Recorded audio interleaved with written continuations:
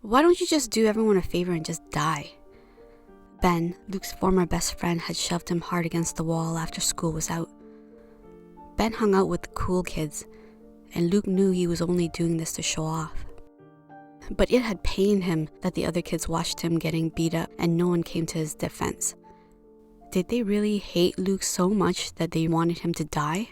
That question brought back all the turmoil that Ben had caused them in the past 3 years.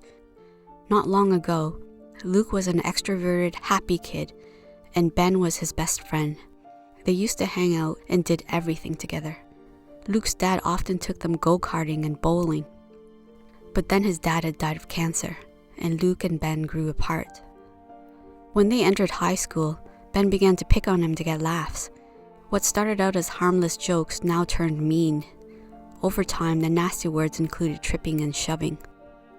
Luke had never done anything to Ben and couldn't understand why his former best friend had turned on him. He usually tried to brush off the bullying, but the day he was ambushed broke him. After the beating, Luke had gone home, locked himself in his bedroom, and cried his eyes out. Even 3 weeks later, Ben's words seemed fresh and still had the ability to cut him deeply. Luke lost all motivation in school, and he skipped classes. Not surprisingly, his marks dropped. In his midterm report, his teacher said that he had turned lazy and needed to apply himself in his studies. The teacher's comments made his mom anxious. He felt bad about stressing out his mom since he knew that she tried hard to provide for him. But even though Luke felt bad, it wasn't enough to make him go back to school and face this bully. Luke turned on his computer and put his headphones on. He cranked up the volume to drown out the debilitating words that still rang in his head. After a few minutes, he settled into his video game and was transported into the fantasy world. His troubles no longer bogged him down, and he focused on completing the mission in the game. Luke didn't know how long he played, but he suddenly became aware of the smell of smoke in the air. "That's weird," he muttered to himself. Did his mother burn something?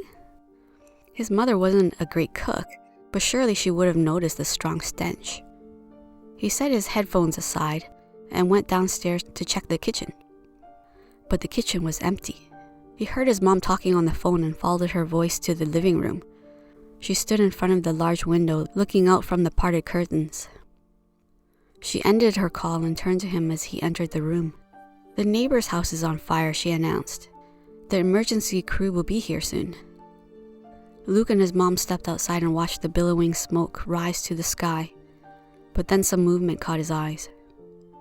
"Wait, are those kids on the roof?" he asked. His mom gasped.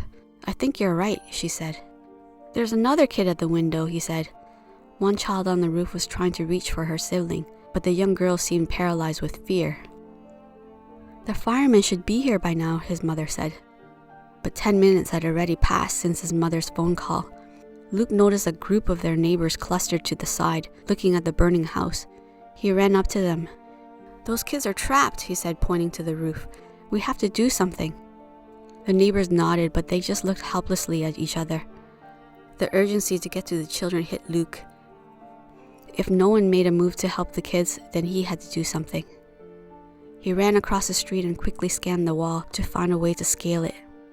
The girl at the window saw him and began crying and screaming more frantically. The urgency inside Luke increased. He saw that the smoke was getting thicker and bursting out from the lower floor. He scrambled onto the hydrometer, but it barely gave him the boost he needed. Frustrated, he jumped back down to the ground. The wall was too flat, and without a long enough ladder, it was impossible to reach the children.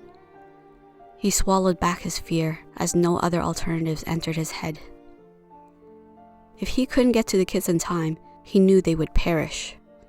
He also knew that it would seriously mess him up mentally if he had to witness the death of innocent children.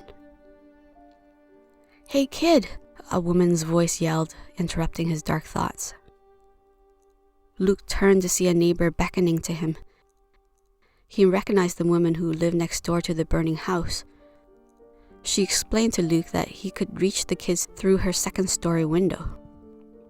He raced into the house, climbed through the neighbor's window and walked onto the roof of the next building. Luke was bigger than the other kids, so he managed to pull the young girl from the house. He then led her and her siblings back through the neighbor's window. When the four of them made it to the street, Luke was met with loud cheers. The fire crew had also arrived. They went to work and quickly put out the fire. When they were done, a neighbor approached one of the firemen and told him what Luke had done. The fireman shook Luke's hand and thanked him for his help. Meanwhile, a reporter was at the scene and witnessed their exchange. "What motivated you to act?" she asked Luke. "It was the right thing to do," Luke said. "I didn't think those kids needed to die." A day later, Luke was back in school when the principal and the fire chief entered his classroom. Luke was called to the front of the class, and as Ben watched him walk by, he smirked at him. But Ben's smirk wiped from his face as the fire chief began to speak. The chief told the class that even though Luke wasn't trained, he had demonstrated the same care and compassion as a professional first responder. "You did a good thing, son," the fire chief said, putting a hand on his shoulder.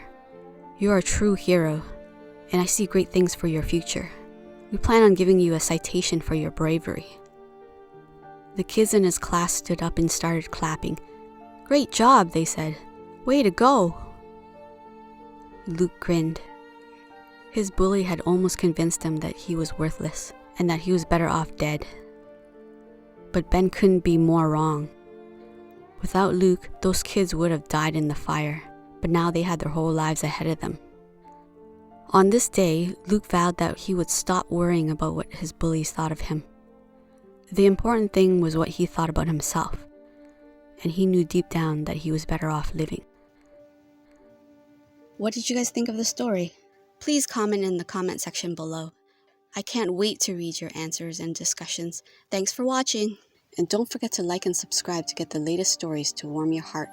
Until next time, bye!